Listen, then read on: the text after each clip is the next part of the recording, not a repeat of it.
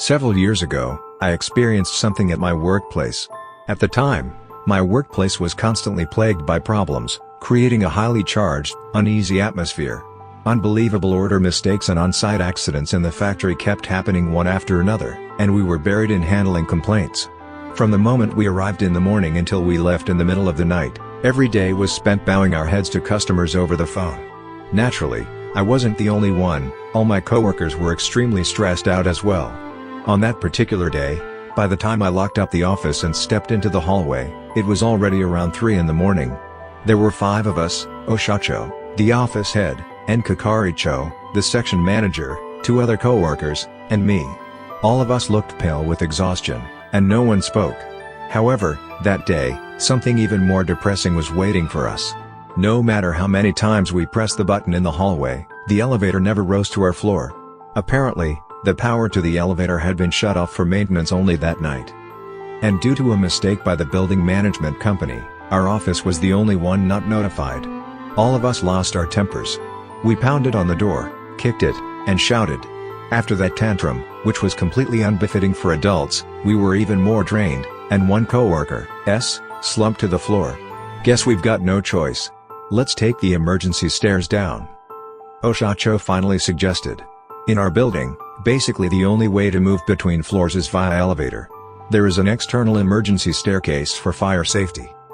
But it's locked tightly from the inside to prevent vagrants from coming in, and it's almost never opened. That day was my first time opening the door to those stairs. At the far end of the hallway, where even the fluorescent lights barely reached, stood that door.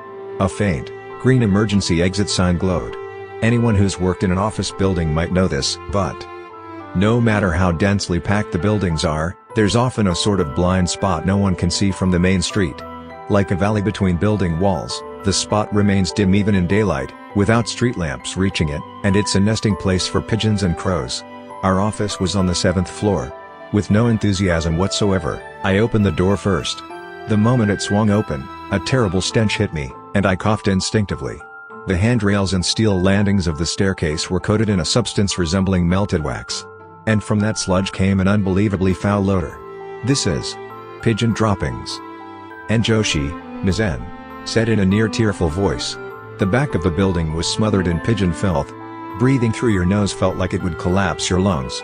At that moment, the darkness didn't scare me as much as the stench, so I started descending the steel steps. Just a few meters away, the wall of the neighboring building rose. It was literally like a valley. Of course it was dark underfoot, and the handrail was only about waist high, which felt extremely unsafe.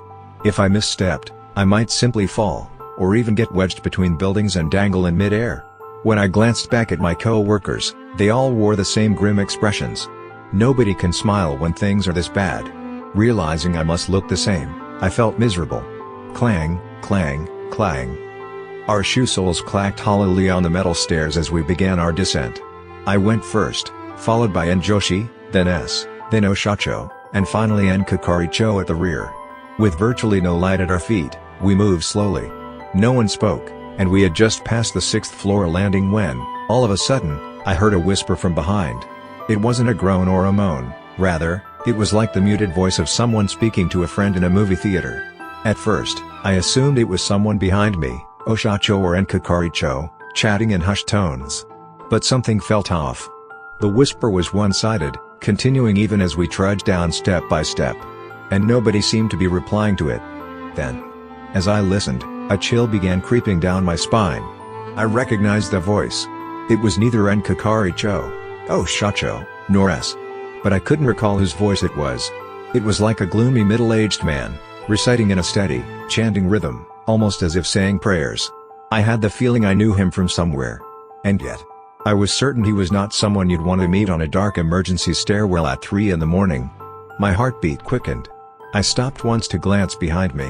Right there was Enjoshi, looking puzzled. Behind her stood I couldn't see Oshacho or Kakaricho, they'd faded into the dark.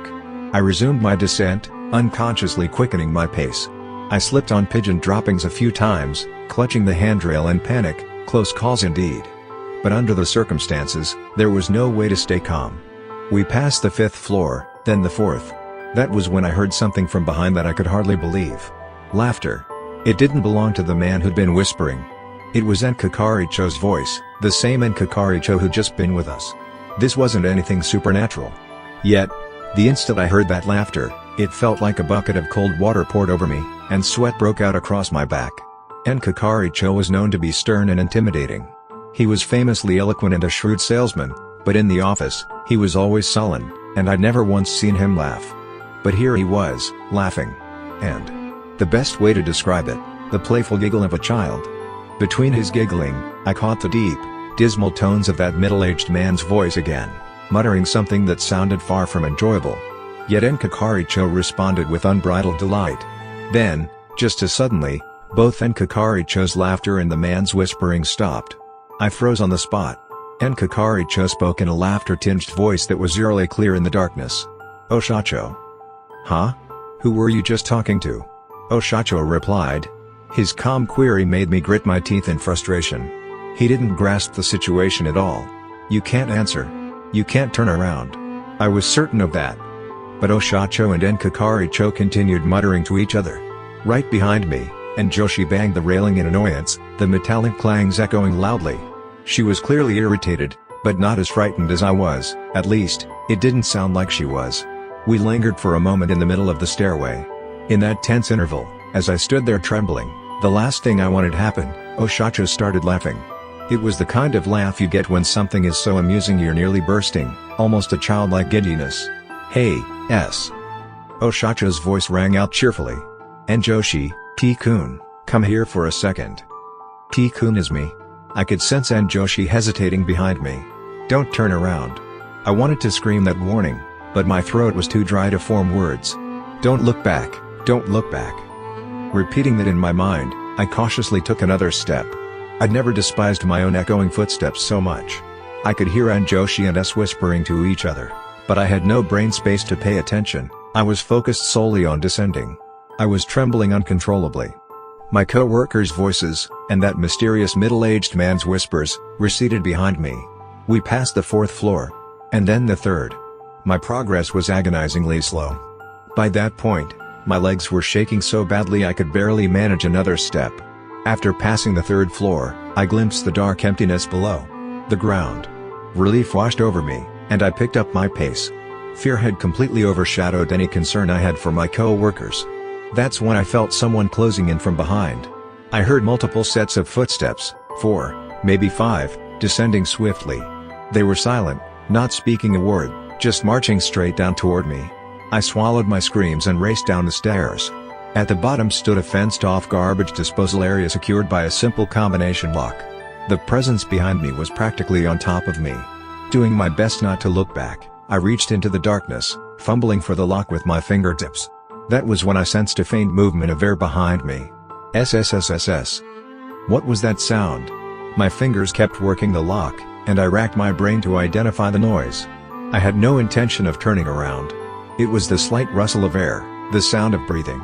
Several people at my back were inhaling all at once.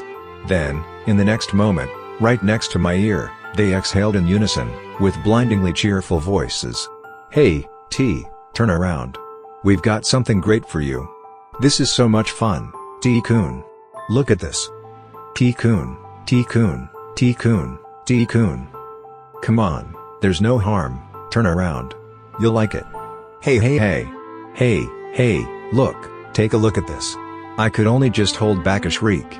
Their voices were mere inches behind my ear. Yet not one of them laid a hand on me. They used nothing but words, so excited and inviting, to get me to turn around. I heard someone screaming. When I realized who it was, it turned out I was the one screaming. The voices behind me became increasingly hysterical, until it was just manic laughter without meaning. At that moment, something heavy and cold dropped into my palm with a clang. It was the lock. I'd managed to undo it without even noticing. Rather than relief, the sensation sent shivers through me. Finally, I could leave. I pushed the iron gate open in the dark. Just a few more meters and I'd be out on the street. But the moment I took a step forward, all the laughter behind me cut off. And then, that same middle-aged voice I'd heard first, low and clear, spoke a single word. "Hey!"